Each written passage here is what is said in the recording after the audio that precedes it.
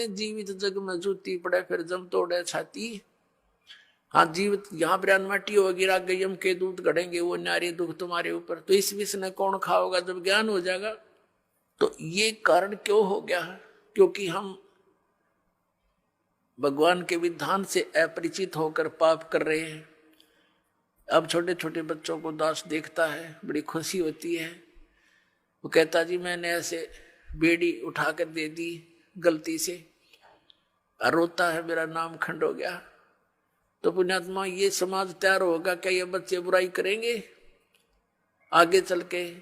ये ऐसा सोच समाज तैयार हो जाएगा, इनको देख देख और आदमी भी दूसरे भी इनका अनुसरण करेंगे। छोटे छोटे बालक ऐसे नेक नीति से रह रहे हैं। एक छोटा सा बच्चा, उसको 100 का नोट मिल गया, गली में पड़ा था, आते उसने अपनी माँ को दिया कि वहां पड़ा था। उसकी माँ ने कहा नहीं बेटा इसको हम नहीं प्रयोग करेंगे, इसको उठा के यहाँ दान पात्र में डाल दिया। तो और नहीं तो पहले तो जब ज्ञान ना होता माँ सबसे पहले जेब में डाले। पहले तो बच्चा है ना घर लेकर आवा करा पता नहीं कहाँ उड़ा, उसकी टॉफी खावे रोरन खवावे फिर। तो इस प्रकार परमात्मा के इस ज्ञान से ऐसे रंगे जाओगे आप, सपने में भी नहीं गलती कर सकते। और माया की आवश्यकता होगी तो भगवान दूर नहीं, ये सत्कर मान लेना। भगवान को किस लिए खोजते थे? हमें किस चीज की डिमांड हो आगे धर देगा ठाक, आपके सत्कर मान लेना। भगवान इसी को कहते हैं। ये कोई बालकों का खेल नहीं है। नहीं फिर क्यों ड्रामा करते हैं भक्ति की?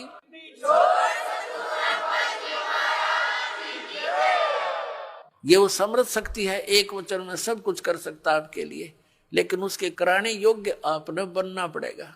कहते हैं सतगुरु के दरबार में कमी काहे की ना, और अंसा मौज नहीं पा रहा तेरी चूक चाकरी में।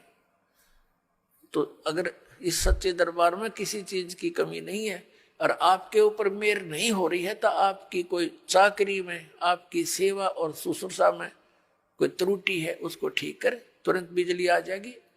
करंट आने के लिए, बिजली पावर आने के लिए हमने उस योग्य बनना पड़ता है, गुड कंडक्टर।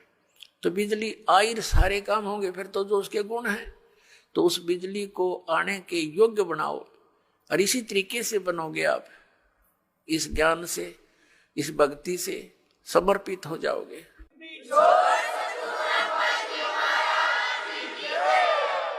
अब प्रसंग चल रहा है सतगुरु के उपदेश का, लाया एक विचार, जय सतगुरु मिलते नहीं जाते नरक द्वार।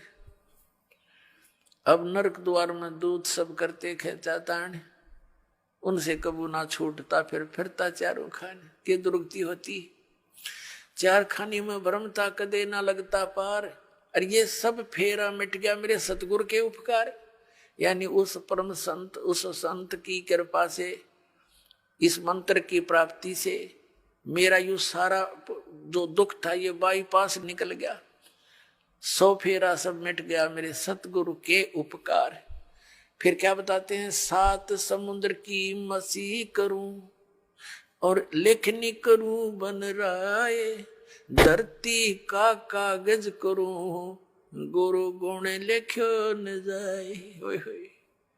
अब बता के गुण लिखेंगे इस परम पिता परमात्मा का? इतने कष्टों से हमें निकाल